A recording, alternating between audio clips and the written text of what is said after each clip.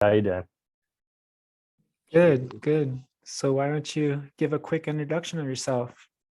Will do. Nice to meet you. My name is Eric, 28 years old, born and raised in beautiful Southern California. One second. Hobbies are chess, Muay Thai, hiking, sailing, reading, and anything under the sun. Past work experiences, brief stint at Snapchat to help with their ad algorithm. Cool part about that is I joined specifically 2 weeks before the IPO to see what that'd be like. That was nice.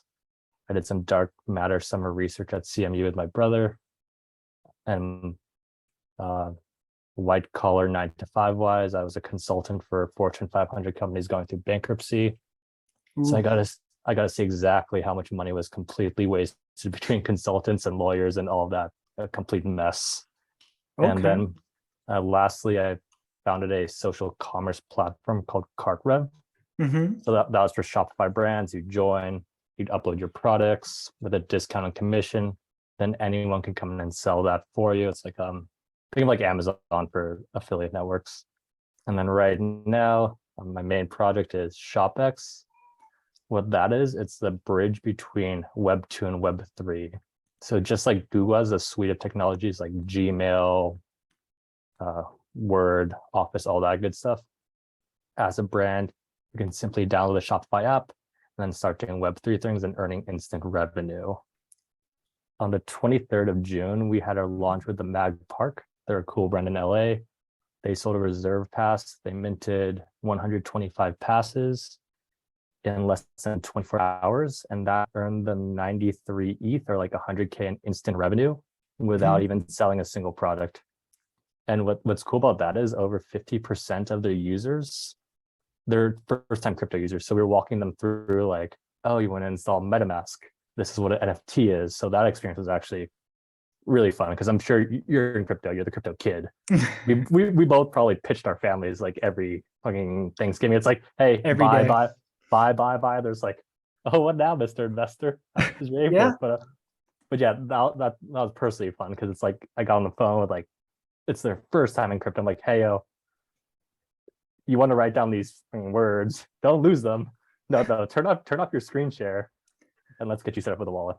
So, Yeah, yeah. and they all only hit me up when the crypto market's going up. It's just so right when the market starts going to the bull, that's just like when my DMs just start getting filled. I'm just like, oh Yeah. my goodness, guys, come on. I don't have time for this. To be fair, I like bear markets better, A, because you can just accumulate the good coins, and B, it's just like a lot quieter in the sense it's just like it's easier to build in a bear market. Same here. Same Yeah. here. So what made you want to become an entrepreneur and start this project? So it's kind of a long story. So I was leading into my 9 to 5. I went to college, got my degree, all that good stuff, and then got a good from all normal metrics, like a good consulting job, whereas we were the middleman. We were consultants between lawyers and bankrupt companies like Toys R Us and shit like that. So we were just Okay. consulting them through the whole process. So you just And got tired of all that and just like wanted to oh, start your own thing? it was awful. You got to see all the bureaucracy is terrible. It's a bunch of like ass kicking. Like the money itself was just completely wasted in the sense like my incentive was not to do good work. It was to bill hours. So during that time, that was when I really got into crypto because I had free time. I was just billing it out. Don't tell them. But I'd read. That's when I would podcast. That's when I'd read. I'd read entrepreneurial books. Got into Bitcoin. Realized I really don't want to work for anyone, and I hated the normal 9 to 5. Then I rage quit that for specific reasons. Then that Mark is taking a dump. Do you think it's gonna take an even bigger dump? who cares? Who cares, right? Just let. So my personal advice, I'm not a financial expert, but the more it goes down, I say just keep getting some more and Yeah, loading up your wallets with it. exactly. That's what I'm doing. I'm sure that's what you're doing. Honestly, So if I had to guess, things don't look too hot worldwide. So so how do you keep people from panicking? would it in what sense? Like with their crypto, like say some people be putting their life savings, putting their down payment on the house or putting, just like whatever they can. And then it just, you go from like 100 grand in your wallet and then it just goes down to like 2 grand. How do you tell someone to keep their composure and not to worry about that? Well, it depends on the person. To be honest, if it's like a random person, like let's say you refer me a friend, I'm like, dude, chill. They don't chill. That's not my problem. It's like if you don't want to chill, that's on you. You can freak out. It's not going anywhere. But if it's like my mom or something, like I'm like, so with my mom specifically, like, mom, just keep buying. She's like, It'll be all okay, right. yeah, Smoke some we weed. fine. Well, You not know? my mom, but yeah, but yeah, my dad, yes, my mom, no. But like, mom, no. Yeah, Okay. just ignore, set and forget. That's what I would tell them. Okay. So what's the hardest thing you faced during the project with ShopX? Honestly, hard's like the wrong word, just because like everything is going pretty well. But as with any startup, there's gonna be some technical issues when you launch a product. So for example, not everything's gonna work. And in the Mhm. crypto space, if something doesn't work within the crypto space, it's hard to coach a first-time crypto user that no, you're supposed to use your MetaMask wallet from browser from within the app versus typing it in on your URL. So coaching first-time crypto users on NFTs, wallets, that's been a fun opportunity challenge. Okay. Okay. So what do you like to do in your free time? What habits do you have to help you, how do I say, stay focused and to stay on the right track of success? The first thing I'd recommend is I get up early. So I get up at like 4:45 and I try to be at the gym by 5. I get back, do The some Muay work. Thai gym? No, like the normal like Okay. 24-hour gym. And then so that's my morning anchor. So I use anchors. Morning anchor is gym. It doesn't matter if I'm hungover the next night, I get an hour of sleep. I still have to get up and go. It's like I'm going unless I'm like dead. And then my evening anchor is the Muay Thai. So in between that, so like I can't like fuck around if I'm going to Muay Thai. So that keeps me focused throughout the day. It's like, okay, I did my morning thing, and I have my thing in the afternoon, and then during the day it's just work time. Okay. Okay.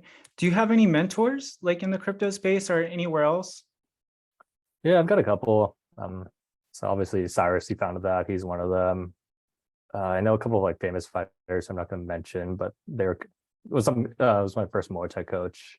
So first Cyrus, founder of ShopX, but second Muay Thai coach, he's actually a crazy motherfucker. So when I first joined the Muay Thai gym, just some like powerful Brazilian dude who just didn't speak any English, like zero English, but you could tell everyone was just listening to him.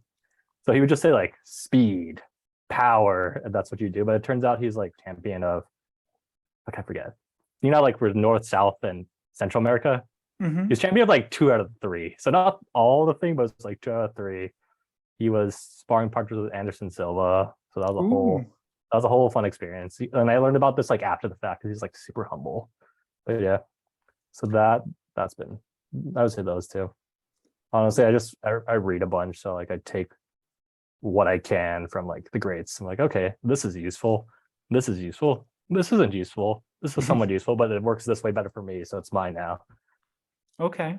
How Yeah. often do you check your assets? Once a day. Once a day. And and I try to check as little as possible. And the reason is this. Let's say, okay, so let's say you check your crypto assets once every year for the next 5 years. Odds are every time you check, it's going to be up. So every time you check your assets and it's in the green, you get a small hit of dopamine. And every time you check your assets and it's in the red, you get a small like negative hit. So you get 1 green point versus 1 red point. The reds don't cancel out the green. So if you check your assets 10 times throughout the day, and now it's shit, but let's say it's like a normal market, that's like 5 good points, but you also got 5 negative moments. Mhm. Whereas if you check it like 10 times throughout the week, it's more likely to be staggered on the green, like 7-3, because it's going up. So that's the way I look at it. Does that make sense? Yeah. Yeah. Yeah. Yeah. So So like, what, go ahead. oh yeah. So I avoid something I had to work on was avoid checking it the first thing in the morning. So I won't check it till the afternoon. All right. I talked to last summer. I lived around 2 financial advisors and I was just like picking their brain. and they're just like, they gave me a suggestion, like, to just forget about it, leave it, treat it like as a life insurance policy, and don't even worry about it until 5-10 years down the road. Then that's when you could see what's going on. I mean, periodically here and there, check it, but Yeah. don't like rely on that. Just, you know what I mean? Yeah, no, that's exactly right. Set and forget. Unless you're on leverage, then you got to check. Explain Yeah, leverage. I don't think many people know what leverage is. I'd rather not. Just, I don't think if you're learning from leverage for this podcast, you should even consider it. But it's basically gambling. It's like 100-to-1 leverage. You can go like 5-to-1, meaning you get 5 times a gain. But if it drops 20%, then you get looked in, you lose your money. So it's a gamble that it's going to go up. Yeah, I was just about to say it's just like betting. Just like betting. Not financial advice, but don't do leverage. Okay. Yeah, just because we both know there's giant whales in the background doing their whale rich people thing, and you're not part of the inner circles, so you'll get wrecked or not. Who knows? You do you. All right.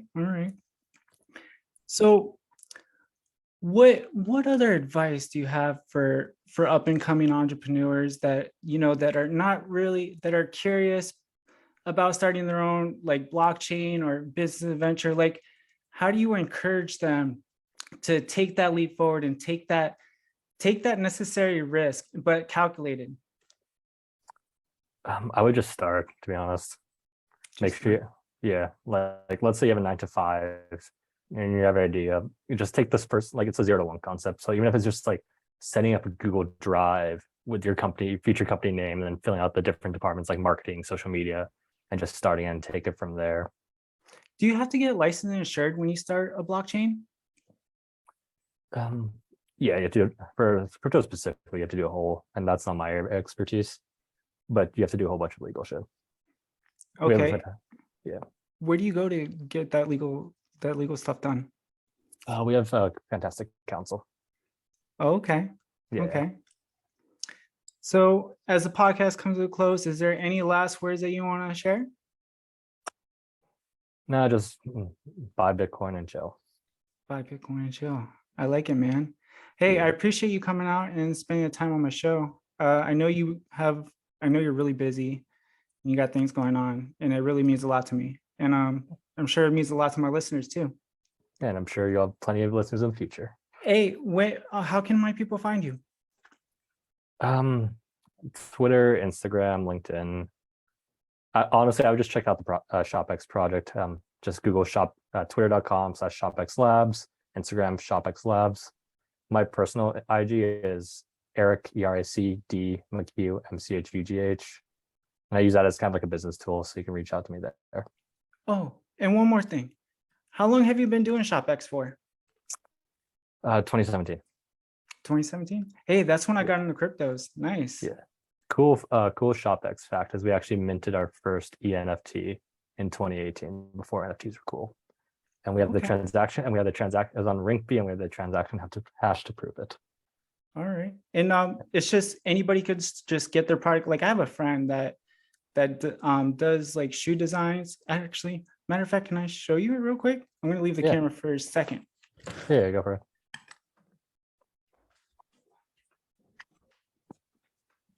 I have a friend that does like shoe art, and this is like one of my favorite painters, Jean Basquiat Michael. Can you admit this? Is he on Shopify?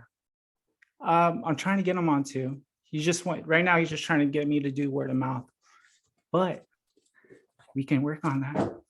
Yeah, if he's on Shopify, just download the Shopify app, and then you can create a reserve pass in 3 minutes.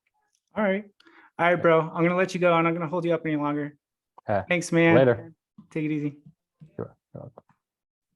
We launched our token last year. We just launched our product on the 23rd.